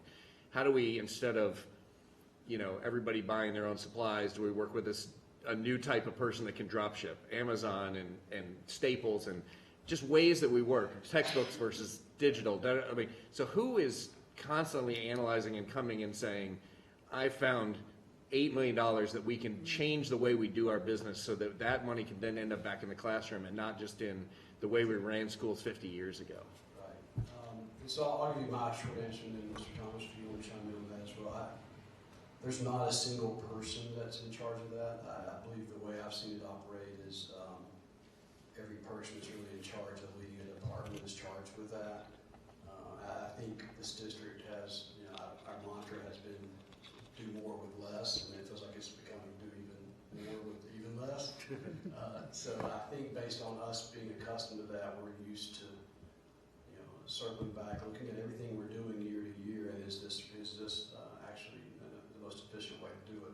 I think, just recently about Dr. Reisner's presentation that he did here back before Christmas about the Knox Achieves, I feel like they've taken that chance to, how can we engage the community better, use some of our community resources that already do things really well, and take that out of the school system. I think that's an example of that would be more efficient and probably provide an increase in the level of service.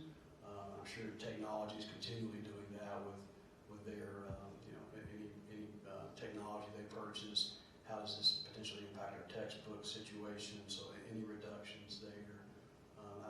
Mr. Thomas? I think you made a great point. We have an executive team that's made up of all the department heads plus some other folks. But back to, for example, Russ, back there, still maintenance and operations, constantly looking at ways. We've worked with Train over a number of years to reduce the utility cost. If we hadn't done what we did, here's what those costs would be. So things of that nature, I know with the, we talked a little bit earlier about the mowing crew, again, taking the same amount of money and being able to do more.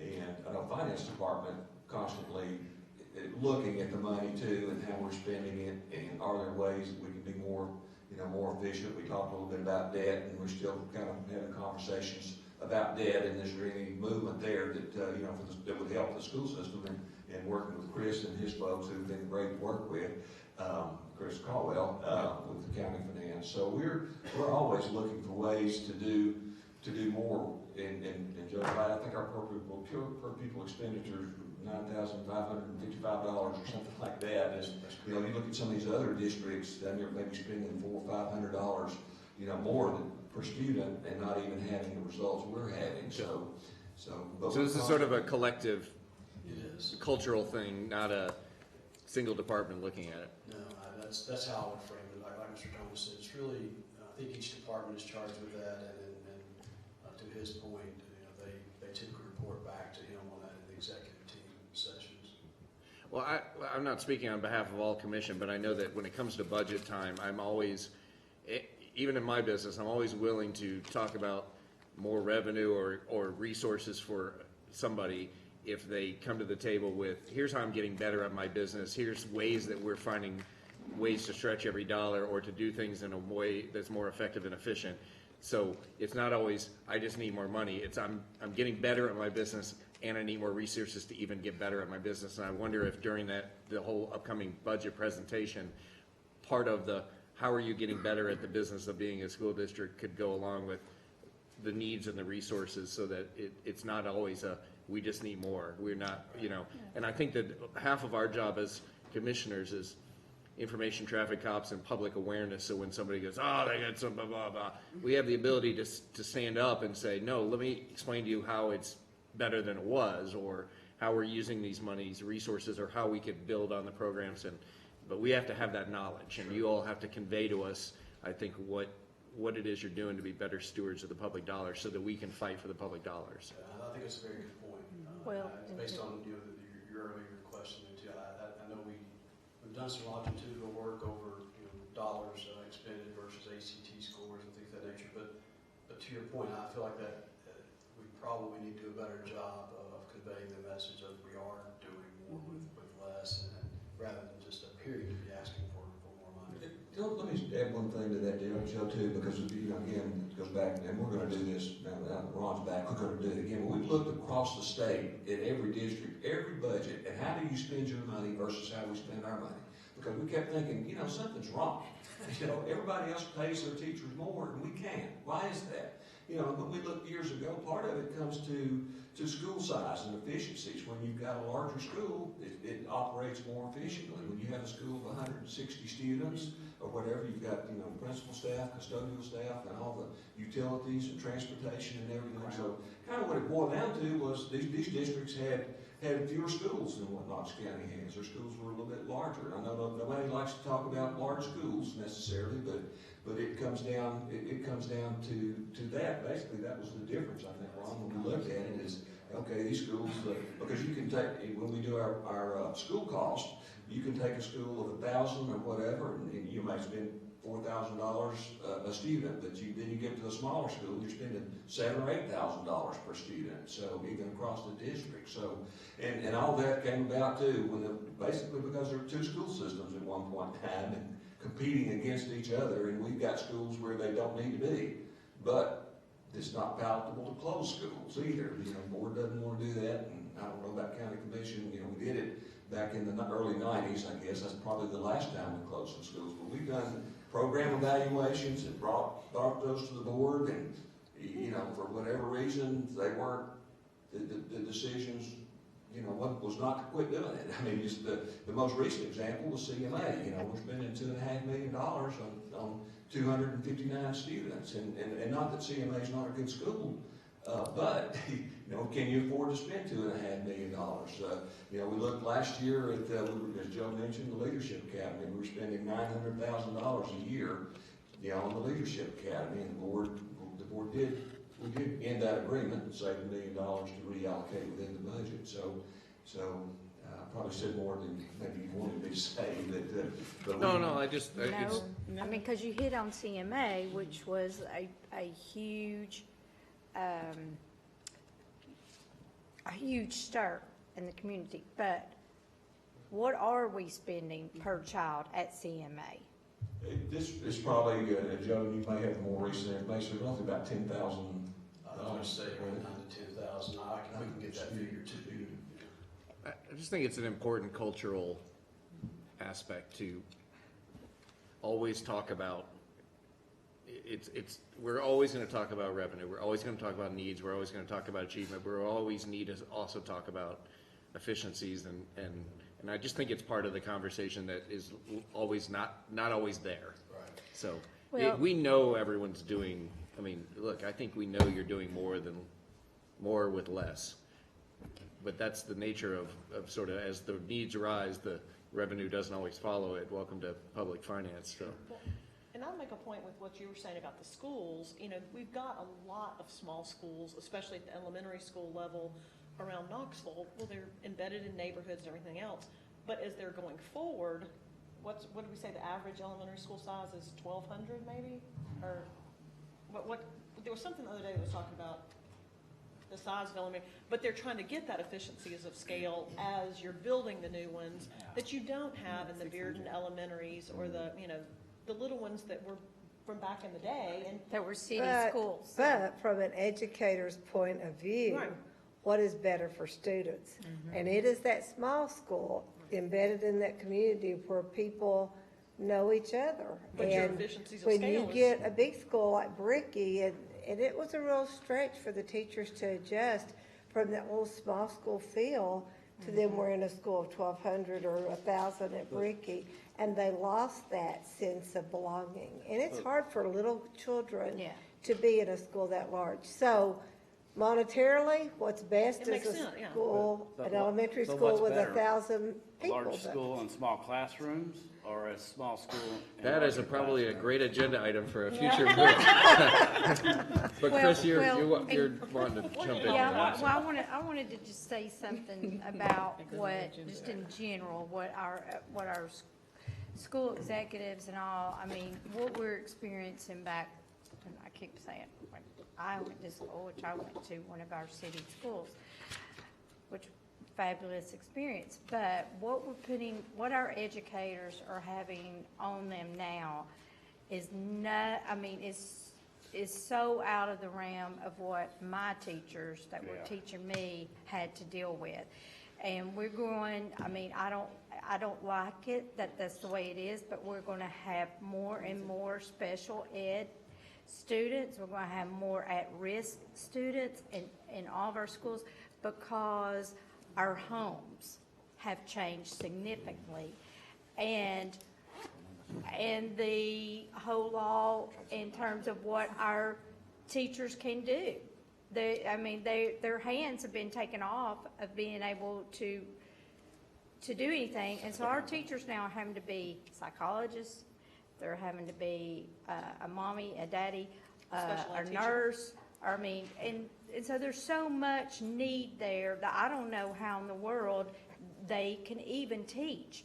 And therefore, I think we're looking at our younger generation and and we do have a shortage is because the kids we're graduating now from college and going on, they're like, I'm not, But not they're even looking at the today the work and you what have to that do. money and dollar, and they want to make the most they can with the least amount of hours so that they can still have their time to have social life where our age group was more about you worked hard and you provided for your family and you tried to do as much. But now they're not going to work that many hours like our And I'm past glad you has. put that, you made that sense of all those hats, because then we're only paying them $38,000 as well. So that's the increase, why we need that increase With their right now. debt that they have from school or getting Preach on it. masters and all, so. Hold on. Before we wrap things up and I talk get about, did you have something you wanted to? I was gonna say something to Bob, Get it. and I always remember looking at this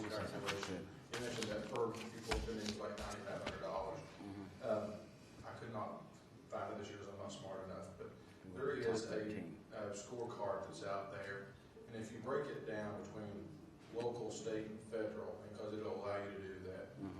this is like 3 years ago. Locally, we were like 11th in per pupil funding. The 7 special school districts were up there, then we're like the 3rd or 4th county or whatever. We were next to last in state funding and next to last in federal funding. And so, I mean, you know, we always talk about how do we get more money for schools. I think you look at the state funding and you say, we've never fully funded EP 2.0. I mean, they've done some things they have never fully funded. That's a big impact. I think if you look at those numbers, you can say we're being penalized by the state because of our size, and we thought that we're a big 3 county and that we can do more. If you break those numbers down, it's telling. So. I'd love to see that scorecard, if you could dig that up, that'd be good. I want to, one more comment from Commissioner Smith before we talk about our next meeting, so, and then we're going to wrap things up. I want to thank Joe for Yes. the time and the job he's done. In between Gary leaving and Ron coming back, the service you provided, you've always been very helpful, and I'm glad you're still around, too. Don't go anywhere. Joe and Joni have done an incredible job, so I promise, Bob, I try not to mess that up. Well, I think there's a direct correlation. I would echo those comments, but I think there's a direct correlation between misperception and information. And the more we have these conversations, and the more we're able to talk to people about where do their tax dollars go and how does it affect our workforce, how does it affect our life, how does it affect our neighborhoods, the more information we have, the more equipped we are to have those conversations to really, in a productive way, for the entire community to understand what an important asset our public school system is. And so this is a wealth of information. I promise you I will ask 10 times more down the road, but it's good to have these conversations and sort of pull back the curtain a little bit to talk about the things that we're struggling with, and let's talk about the things that we're working hard on and things that we need to adjust on. And I think that you start with the budget and then you work from the assets thereafter. So I really appreciate the time today and the energy put into this. Thank you. And I think you guys will give us the opportunity. That's And great. if you do have follow-up questions you think about after the fact, feel free to give us a call or email. We'll be glad to give That'd be great.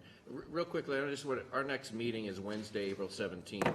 We have not picked a topic of sort of emphasis, and I have one idea, but I wanted to kind of talk to the committee about, is there something that we want to hone in on in April that we could, I think it's good to kind of pick a general theme and get together and talk about something around that. What was your topic?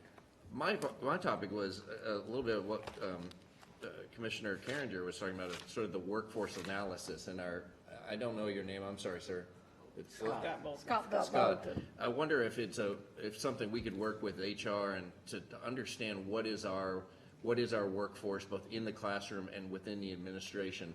What are our teachers? What are our trends? What are our understanding who our educators are, and then also what is the general workforce that supports the educators in the total school? Like understanding the footprint of our workforce is something that I'm pretty clueless about, and I hear big numbers, but I don't understand what that looks like of how many administrators, how many mowers, how many cafeteria workers, how many teachers, how many special ed, what are we lacking, what are the trends we're seeing? I think that's a big part of who we are.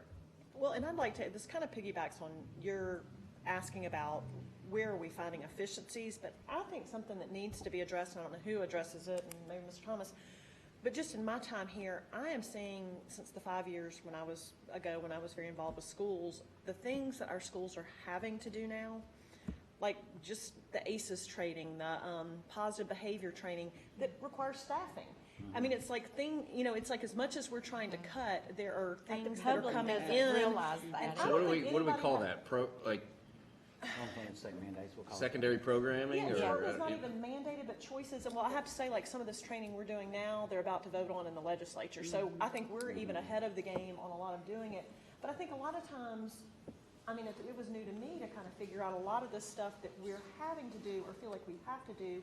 It is an addition, and we didn't maybe even do it 5 years ago, but there are costs involved in all this. So training and supplemental programs. And so I think that sort of goes somewhat to what you're talking about. Like the whole time we're trying to cut, there are things we are always having to add I think it's for whatever reason. And I think we need to all have a better understanding of those things. so, okay, that's a great And I think topic. it kind of goes with some staffing stuff, like, Okay. I mean, when I went to schools and I found out about the PBIS personnel, I was like, what is that? You know, I think, and a lot of this gets back to acronyms and understanding those, but I do think there's a lot of that going on that the public doesn't really understand. Exactly. The layers, and a lot of this goes on Yes. because of the population we're now dealing with and the social service needs that our schools are now having to service.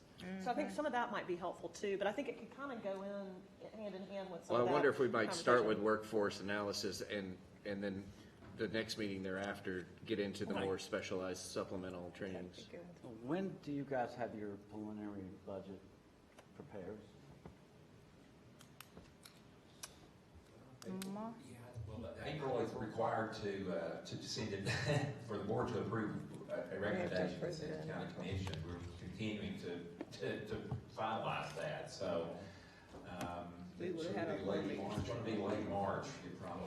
I need to review that too. Yeah, I think it would be also helpful to, as you do the public, especially the public budget discussions and things that are open and accessible, to invite this committee to come and sit in on those. I think that we'd all be interested. I mean, you guys are probably already will, but, Yeah. you know, we may not know about it, so. Well, April 17th, that's our next meeting? April 17th is our next meeting, Yeah, so so, we'll have the budget. Yeah. From our end. I think the public inviting as many county commissioners to come as can and want to come is good. I mean, I think it's great that y'all do, but I think the more of them that are educated, absolutely, better.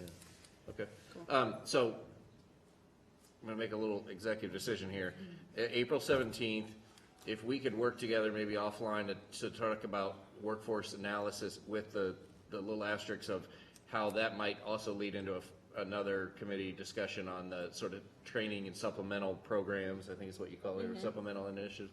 But understanding our workforce, let's talk about how that might be our next topic of discussion on April 17th. Can I say something? Yes, sir. No, I think those are very worth diving into, but I kind of think we need to discuss budget During that meeting. during that meeting. When will that have, they will Yeah. have submitted its Yeah. oh, commission yeah, at that point? yeah, we'll have it. And when's our next meeting after the April one? Do we have a May Oh, one? we'll already have the budget. We have a June one. passed it. June Yeah. 26th. Which y'all have already voted on the budget. May we vote our budget? Maybe we would, okay. Yeah.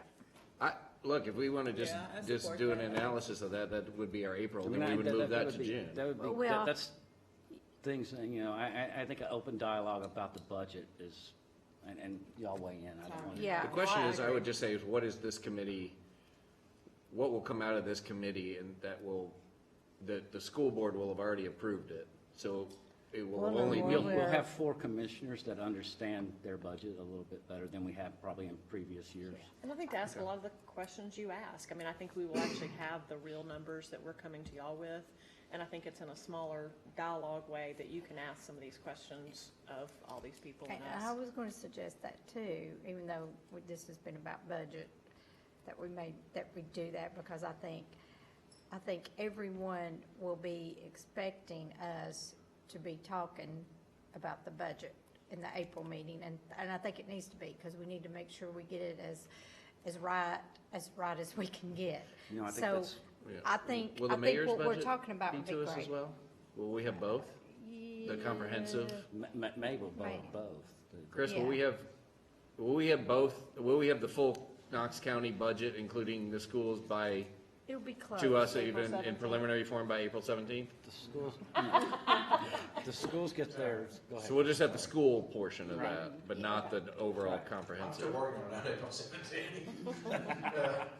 No, I think the mayor will present the budget usually around May 1st. Yeah. Okay. And so now he will meet with commissioners Before. the week prior. But usually the 17th, we're still wrapping up. Okay, all right, so, And also, a lot of these things, like Scott and the people we've asked to get us things, they're gonna be really entrenched in budget prep during this next. okay, This could be. all right, so, Good looking out, Randy. Thank you. But good we redo. kind of So our understand. April, let me just, Terry, if you would just, April's budget. April 7th will be a comprehensive look at the actual proposed budget that is adopted by the school board. June 26th will be a workforce analysis. That'll give us more time to know where we ended the year and where we're heading in the year. And then we'll put August And our 18th budget. as our training and supplemental programs Oh, if for we need now. it. Yeah, yeah. For now, if we need it. So just kind of looking, getting ahead of the game a little bit, so. Okay, Sounds good. everybody good with that? Yes. Yes. All Any right. other business? Dinner. Hearts and minds clear? All right. Thank you all for your time. Thank you for being here and participating, and thank you for all of your work that you did to help us get a little bit more educated today about education. Yeah, meeting adjourns at 5:56. I would Oh, like. Can we just,